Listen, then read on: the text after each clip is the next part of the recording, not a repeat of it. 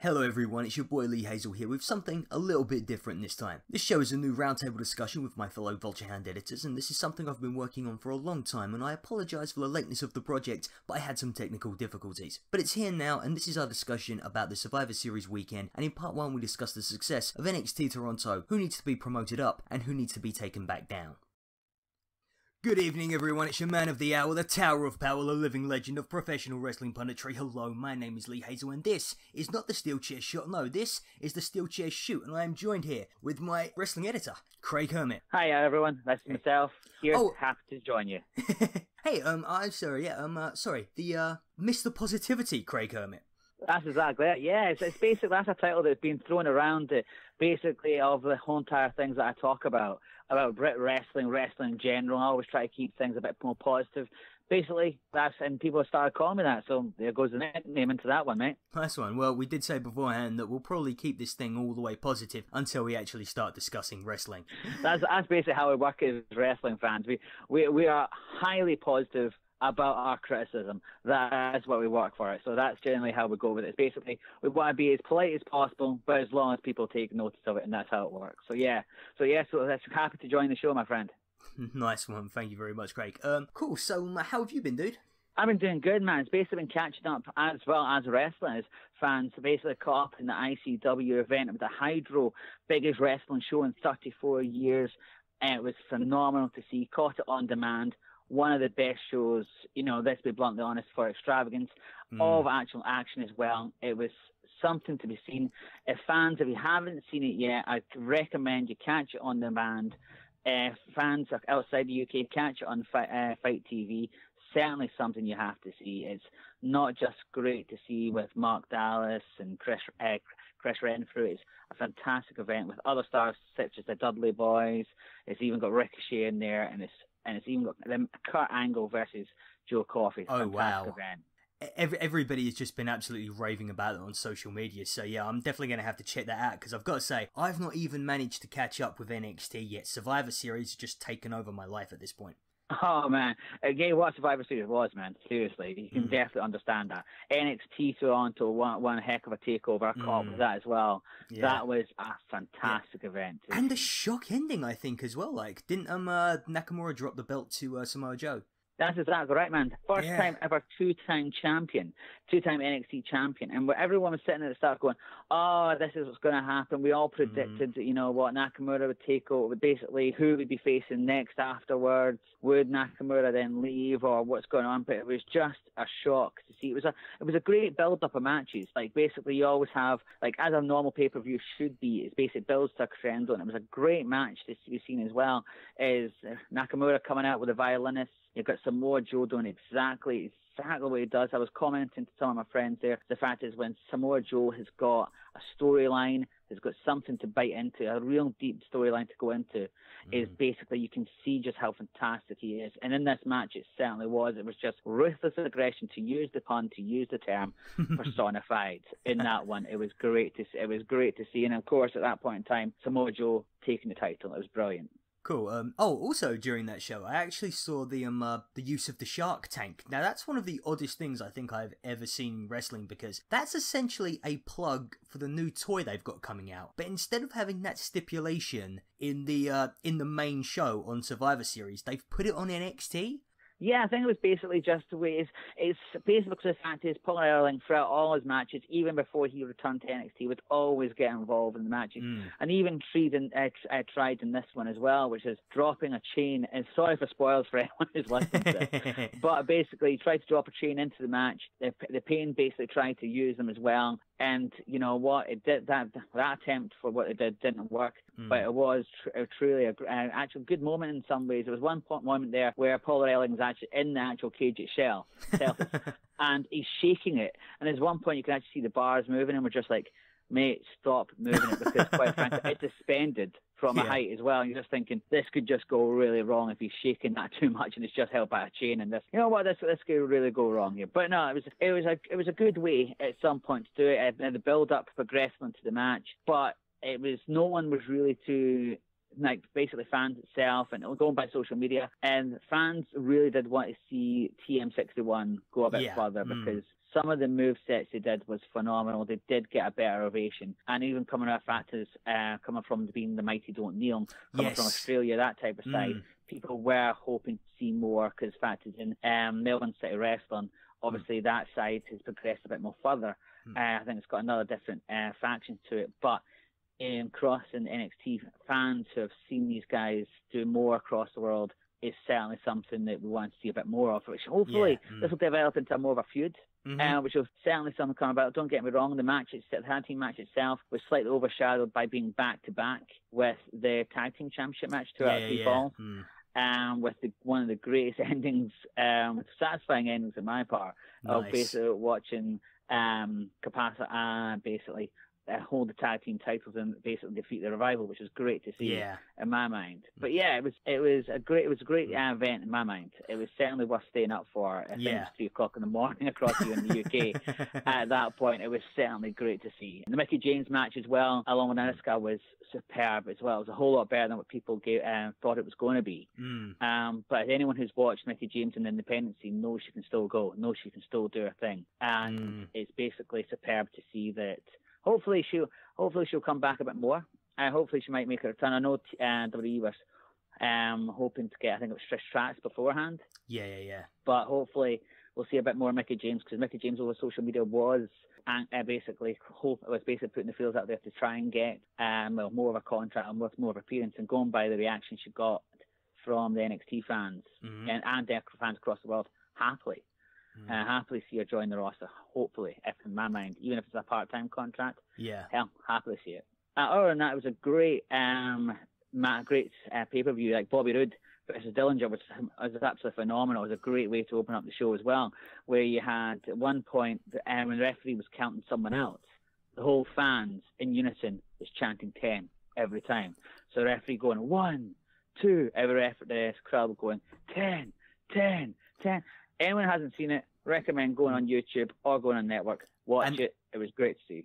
And that was that was a theme that was carried on throughout the weekend, actually, because Taya Dillinger was actually getting so much love in from the Survivor Series crowd the entire time. Like, I think when Sheamus was doing the 10 beats of the Bowen, everyone was just like going 10, 10, 10. Taya Dillinger, like, he got more love there than I think from Owens, Zayn, even Jericho combined. They were just going absolutely mental for Taya Dillinger. Yes, it just shows you how far this guy's come. Like, I doubt even the loss to Bobby Roode. This is like one of the matches. Like, it was opening match. Now we've launched that match itself. I don't think the loss would harm for either man would harmed any of them. It's one of these things where a great match happened.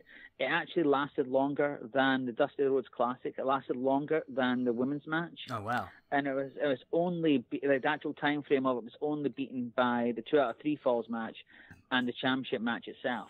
So it shows you the amount of basically how good those 2 guys were to basically go out there and do it, and the amount of love for the fans to have for both Bobby Roode and Dillinger as well, which is great to see. Yeah, cool.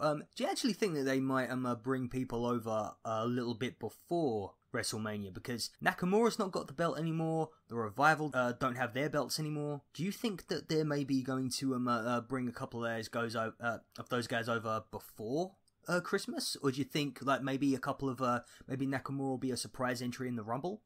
I think Revival is definitely one of the 2 of the guys that should be getting called up. Definitely. If it showed anything, that the aftermath of the Survivor Series, that tag team match, is both brands need more tag teams. Yes, absolutely. It needs something fresh.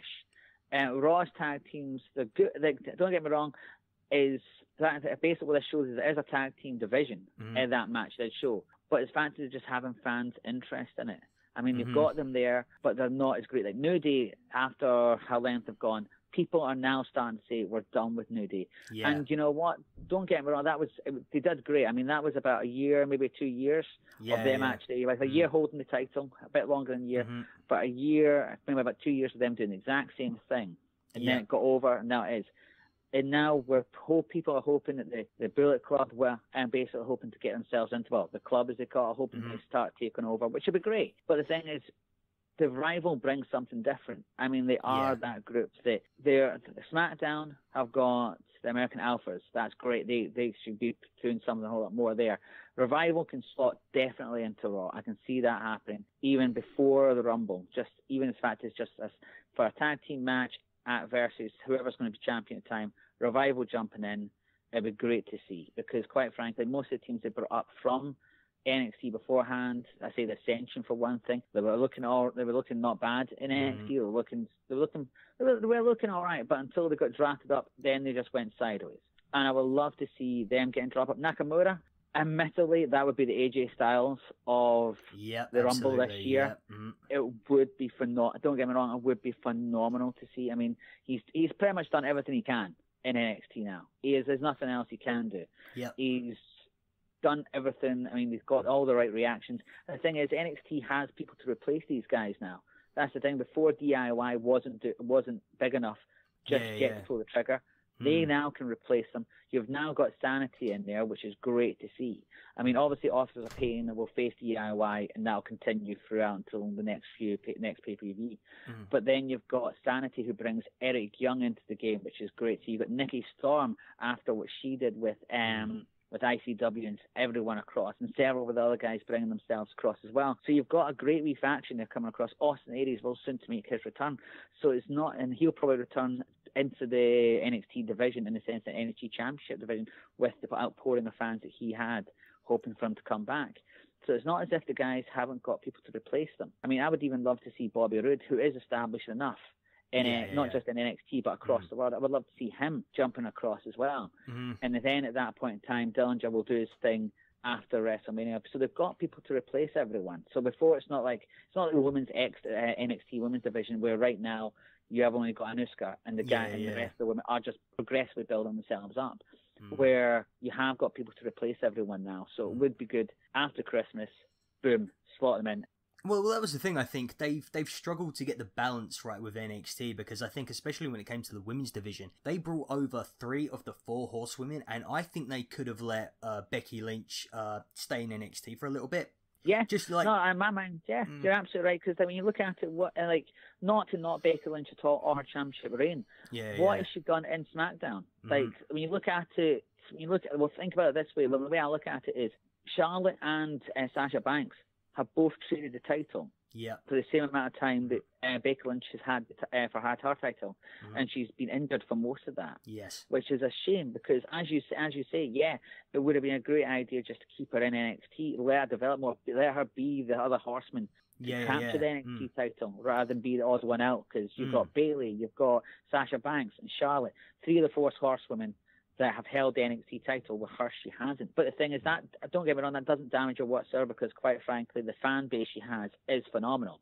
That you've got kids running about with her glasses, with her hat on, and even in that factories across in Glasgow, people were chanting at something fierce when she came across. It was great to see. Same with Bayley, don't get me wrong, the fever pitch of emotion from everyone. Oh my God.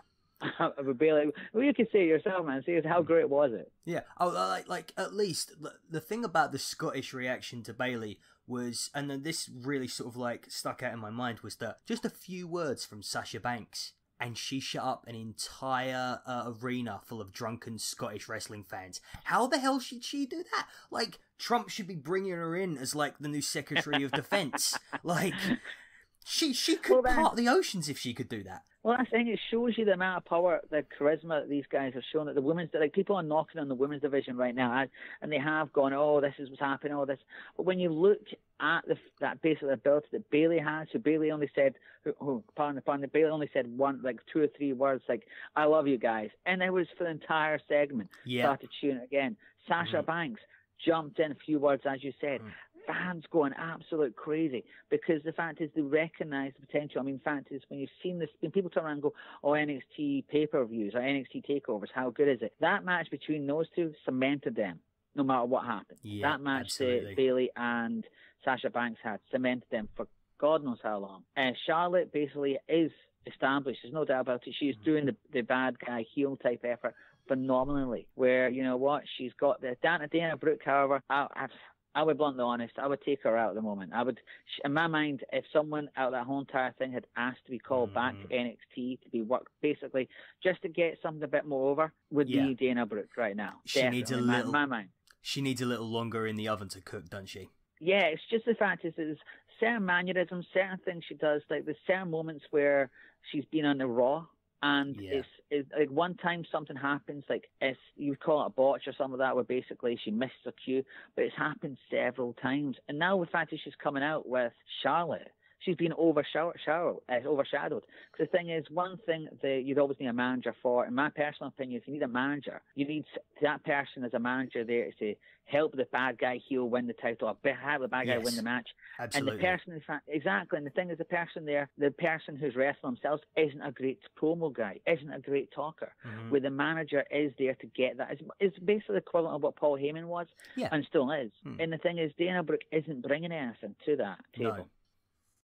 Well, there you go, folks. That was the first ever episode of the SteelChair shoot. Sorry you got cut off a little short. I did say there would be technical difficulties. Please join us in part 2 where we discuss the Survivor Series itself. Please don't forget to like, subscribe and comment, and check out the mag below, and I'll catch you all on social media.